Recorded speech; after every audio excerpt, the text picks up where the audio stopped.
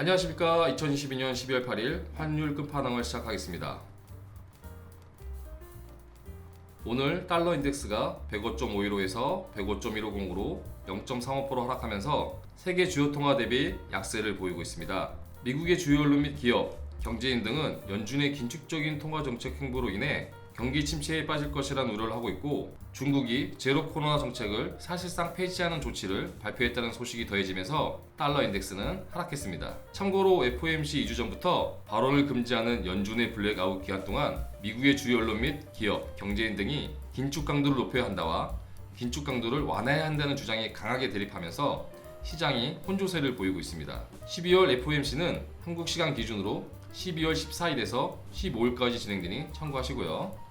그 밖의 이슈로는 첫 번째, 중국 코로나 방역 완화가 있습니다. 지난 7일 중국 국무원은 사실상 제로 코로나 폐지를 의미하는 10개의 방역 완화 조치를 발표했습니다.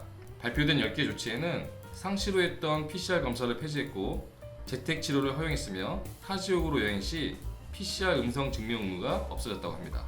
또한 봉쇄는 고위험 지역에 한해 정밀하게 하도록 제한했고, 학교는 대규모 감염이 발생하지 않으면 등교 수업을 유지하고 고령자에 대한 코로나 예방 접종을 가속화할 것이라고 밝혔습니다. 한국과 미국 등의 나라들도 재택치료, PCR 검사 축소, 대면 수업 등의 정책 단계를 거쳐 위드 코로나로 점진적으로 전환했기 때문에 중국의 위드 코로나 기대감이 상승하고 있습니다. 다만 중국은 중국의 열악한 의료시설 및 체계, 고령층의 낮은 백신 접종률, 겨울철 코로나 전염성 증가 등을 고려하면서 위드 코로나 전환에는 더 많은 시간이 필요하다는 의견이 지배적입니다.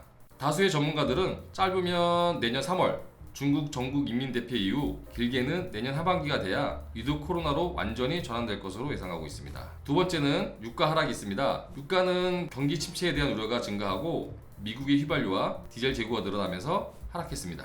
미국 에너지정보청에 따르면 지난 한 주 동안 전주 대비 원유 재고는 518만 배럴 감소했으나 휘발유 재고는 531만 9천 배럴 증가했고, 디젤 및 난방유 재고는 615만 9천 배럴 증가했다고 발표했습니다. 미국 연준은 노동시장이 둔화되거나 약간의 경기 침체를 감수하더라도 물가 상승률이 2% 내려올 때까지 금리 인상을 하겠다는 의지를 보이고 있기 때문에 물가가 하락할 조짐이 보이지 않을 경우 금리를 계속해서 인상할 가능성이 높습니다. 올 연말 미국의 기준금리는 4.5%에서 4.75%, 내년 최종금리는 5.25%에서 5.5%로 선반영되었으나 한국 시간 기준 12월 1일 새벽 8월 여는 총재의 발언 이후 연말 미국의 기준금리는 4.25%에서 4.5%, 내년 최종금리는 5.0%에서 5.25%로 하향 조정되었습니다.